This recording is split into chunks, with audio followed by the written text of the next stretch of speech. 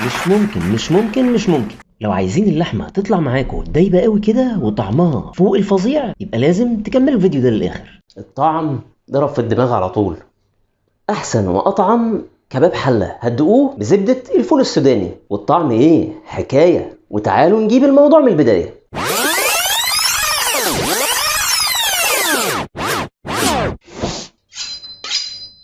هنجيب حتة اللحم بتاعتنا وهنبدأ نقطعها حتت صغيرة.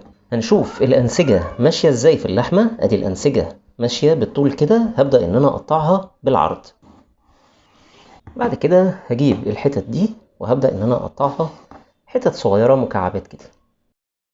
لكل نص كيلو لحمة هجيب بصلتين متوسطين الحجم. هقطع البصل طرنشات، وده علشان يستحمل وقت التسوية. هنسخن الحلة كويس جدا. بعد كده هننزل بحتة زبدة، نقطة زيت صغيرة. بعد كده هننزل باللحمة اللي قطعناها. هندي اللحمة صدمة في الأول ونقلبها لحد ما لونها يبدأ يتغير من كل الجوانب، وبعد كده هطلعها في طبق على جنب، وبعدين هزود لها حتة زبدة وهنزل بالبصل اللي أنا قطعته. هقلب البصل لحد ما يبدأ يدبل ويبدأ يخش في سنة الكرملة شوية. هرجع عليه باللحمة، أقلب كله مع بعضه بالشكل ده، وهنزل عليهم بشوية ملح، سنة بهارات خفيفة، بابريكا، ورق لوري مطحون، حبهان مطحون. وبعد كده هنزل بمية مغلية. المية يدوب في الأول إن هي تغطي اللحمة بس، ولا أزيد ولا أقل. وأول ما المية تغلي هنحط معلقة صغيرة سكر. ههدي النار شوية واسيبها تستوي على راحتها. هفتح عليها ما بين حين وآخر علشان أتأكد إن مستوى المية عندي مقلش والمية ما نشفتش. ولو حبيت إن أنا أزود مية هزود مية مغلية. هقطع بقى حبتين طماطم حتت صغيرة شوية، وفي نفس ذات الوقت هتابع تسوية اللحم.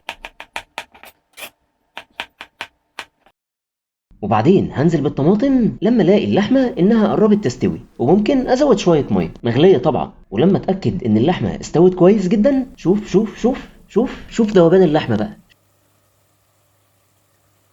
هنزل بشوية فلفل ومعلقتين او 3 زبدة فول سوداني. اقلب بقى كله مع بعضه وبس كده. ممكن بقى ناكلها مع اي حاجة، مع رز، مع مكرونة، ممكن ناكلها بالعيش او في السندوتشات. ما تنسوش تكتبوا في التعليقات الاكلة دي بتاكلوها بايه. شوفوا طراوة اللحمة دايبة قوي. حتة كمان اهي. شوف ما حصلتش. ناخد بقى شوية صوص مع اللحمة والرز ونقول بسم الله. مم. مم. الطعم ضرب في الدماغ على طول. لا، زبدة الفول السوداني وديتها في حتة بعيدة، في حتة بعيدة قوي، ما فيش حد يعرف يوصل لها.